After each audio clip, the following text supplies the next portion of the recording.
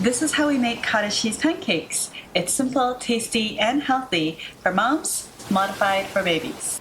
The last time I made this recipe, it turned out so horribly, but it's worth attempting again because the ingredients in this recipe are excellent for preventing things like bone fractures and bone injuries in general. For moms, at least 1 in 3 women will suffer an osteoporotic fracture in their lifetime, often from preventable bone loss. For babies, vitamin D deficiency is still causing rickets in infants, especially among breastfed babies without supplements. Welcome! Thanks for joining us on One Meal Fits All for Busy Moms. What do babies need for their bones to grow healthy and strong? Adequate intake of protein, calcium, phosphorus, and vitamin D are essential for healthy bones. Today's recipe will offer a lot of protein, which makes up a major part of the mass and volume of bone. My name is Angel, and I've been a dietitian since 2012, and all of the information that's shared here today is for general purposes only, and it's not intended to replace any advice from your own healthcare provider. Let's skip ahead to the baby version. I know how short on time you are as a new mom. Then we'll also go into how nourishing the adult version is for you. For babies 6 to 12 months old, we would use ingredients exactly the same, except that we wouldn't use the added sugar, so that you can control when it's appropriate to add that in. Usually it's after the first birthday where you can be a bit more liberal in using added sugar in recipes. And so we would just use everything the same. Once you've made that pancake or waffle, this is how I would modify it for babies. So you can cut the pancake into these strips of different sizes, and the general rule of thumb that I always give people is it should be around 2 fingers wide. So that's how it would look, is about 2 fingers wide, so that baby can hold it in their hand and bring it to their mouth. That's appropriate for sort of a 6-month-old baby, but ages can be challenging to use sometimes because it's all based on your baby's developmental ability. You really want to modify whatever size for your baby based on what developmental skills they have, because some babies may start solids as early as 4 months. Nobody recommends babies starting earlier than 4 months, and you really do need to assess for the readiness signs before you offer solid foods. And if you're ever unsure, you have to speak with your baby's doctor or public health nurse or healthcare team to just make sure that all the signs are there. Now, usually at around 9 months old is when babies develop the pincer grasp, which is where they bring their index finger and their thumb together, and that's when you will modify the size of these cottage cheese pancakes into little squares on their plate so that they can hold it like this and bring it to their mouth. But if a recipe like this kind of, for whatever reason, makes you feel a little bit uncomfortable, cottage cheese can be served just as is. So again, you're not creating a brand new meal for your child, you're simply just giving them the isolated ingredients. And cottage cheese can be served just as is to baby. If you feel like the lumps are too big, you could just mash it up as well. So that's another way that you can serve everybody around the table using the same ingredients and hopefully enjoy a nice time together. Now that baby's taken care of, let's rewind and show you the adult version and why this meal is beneficial for you. I recently had a pretty terrible experience making this recipe as a pancake. The kids had just gotten home from wherever they were and they were hungry for dinner, and I thought that I'd do something fun and make breakfast for dinner. As I made it, the whole experience was that it became sticky, burnt on one side but not cooked on the other side. It wouldn't flip, and then it just became this lumpy, gross mess of half-cooked batter on my pan. It's traumatizing just to think about it. So I'm going to tell you the worst part in a little bit. This cottage cheese pancake recipe, you can actually double the recipe if you want to make more, but the way that I'm making it, it turns out to be maybe 8 small pancakes or so. All right, so I've got about here 3/4 cups of cottage cheese. You can buy any milk fat percentage that you feel serves your family the best. And some people don't really like the lumpy texture. I don't mind it. I think it actually makes it more airy. So I just keep it as is. But you could totally use a blender if you want to puree the cottage cheese first. In here, I'm mixing 2 eggs. And I think that the key to this recipe, if it turns out well the second time, is to mix the ingredients one by one as we go in to kind of keep it light and airy. And this recipe that I kind of modified a bit is from momsdish.com, and I hope that it turns out well. I'm also adding half a teaspoon of vanilla, and it gives that lovely aroma. There's 1 tablespoon of sugar here. You don't actually have to add sugar if you don't feel like it, because after, when it's done, you can add jam and you can serve it with maple syrup. So it's up to you whether you choose to add it now or not. There's half a tablespoon of baking powder and half a cup of flour. So here I'm using all-purpose flour. So all the ingredients are just gonna be mixed. It doesn't have to be super smooth. It just has to be incorporated. So I'm just more so using a fold technique with my spoon here to keep it light, airy, and fluffy. So you might notice that there's some oil on my table, and the oil isn't gonna go in. Instead, it's gonna be what I use to fry these cottage cheese pancakes with. Now, this time, I'm gonna use a non-stick pan. And I'm just gonna go to medium, because non-stick pans should usually just be on low heat or medium heat. And this is canola oil, which is great for high heat cooking. It has a high smoke point. And for those of you who enjoy using a wooden spatula, you'll know that the oil is heated and ready when you put the wooden spatula into the oil and you see bubbles forming around the sides. Something fun you might want to consider is you can actually divide up this batter and add food coloring in if you want. So if it's St. Patrick's Day, maybe you want to add a couple drops of green food coloring so they're nice and green pancakes, or maybe red for Valentine's Day. People get very, very creative. Do you see those kind of micro bubbles beginning? Around? Yeah, you can see it better like this when you tilt the pan.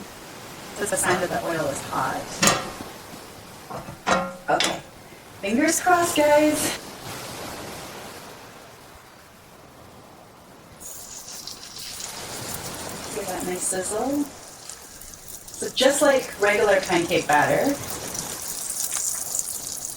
we're just going to leave a little bit of space in between.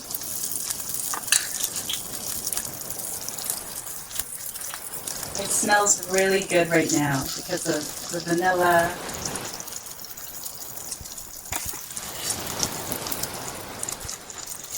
It smelled really good last time before I had a big meltdown, so I'm still bracing myself. You're going on this redemption journey with me without knowing it. You know how regular pancakes, what you're waiting for is like those air bubbles on the side. It looks like it's drying.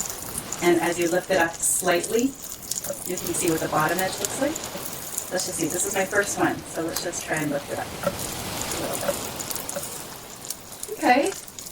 It's looking very crispy and brown. I don't want it to burn. So I'm just going to turn down my heat ever so slightly. You don't realize this, but in my mind, in my heart right now, I'm breathing a huge sigh of relief. Oh my goodness. When I tell you the full story, you'll just be like, what? That happened to you? Yeah. I'm not proud of what happened. And this, my goodness, this was a much needed redemption.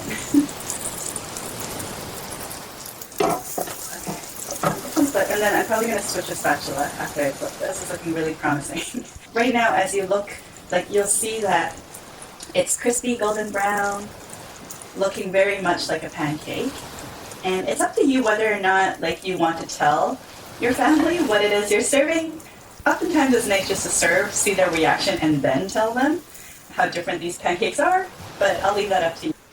And then, just like a regular pancake, like I might do a little toothpick test with the biggest one at the thickest part and see if there's any batter. Up close for me, it actually looks a little bit wet still, so I'm going to give it a little bit more time. As this is going, I can show you what I meant earlier when I said add food coloring. So my kiddos actually really like it when I do little things like that. But here, I'm just gonna add a couple drops of the green food coloring. More is usually okay because you want that vibrant color. So as you add it in, it becomes lighter. So be careful not to over mix and get the light and fluffiness out too much. But you do this, and then now you'll have lovely green pancakes. All right, so it's looking really still quite puffy and good. I'll plate it.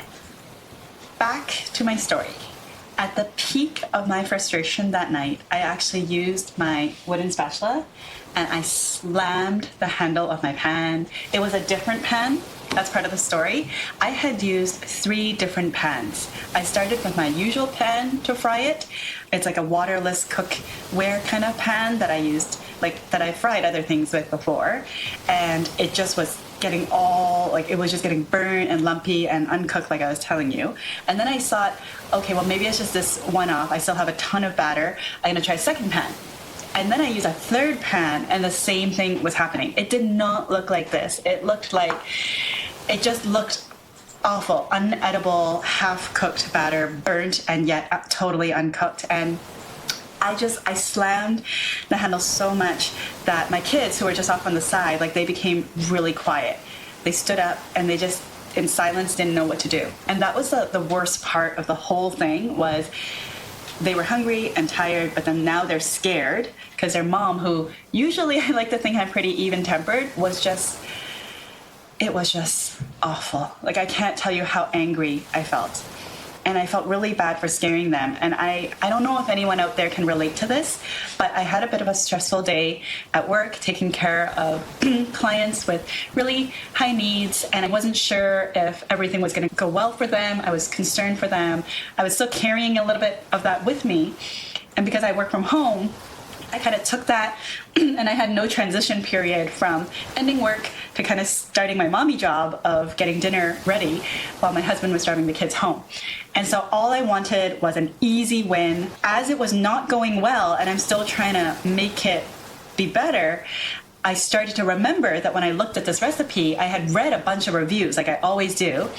And the reviews were these people saying, oh, this is so simple and delicious. This was the easiest thing. I'm making these a couple times a week, and just these glowing remarks, which then, of course, now in my mind, I'm already feeling these feelings bubbling up. And then I recall these reviews, and all it did was make me feel even worse because now I felt like I'm a bad cook, I'm a bad mom, I can't make something basic, and I just felt inferior on top of my baseline level of stress and frustration and guilt now over scaring my kids.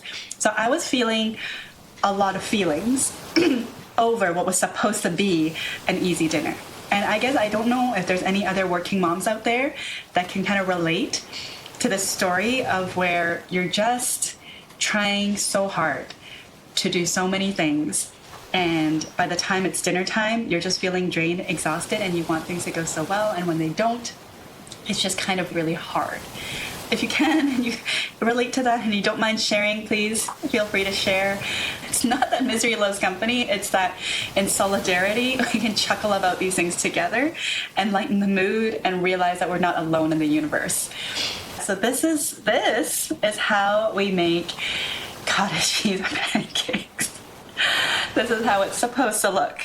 It's simple, tasty, and healthy for moms and kids, and modified for babies. There's probably enough, stuff on your mind. I don't want you to have to make 2 things or 3 things to feed your whole family. So hoping this works out for you. I guess one thing I'd like to know is, are you more of a pancake person or more of a waffle person? Because earlier when I said, hey, the same batter, if you so wanted to, you could just add a touch more oil and then throw it into a waffle maker and make cottage cheese waffles instead.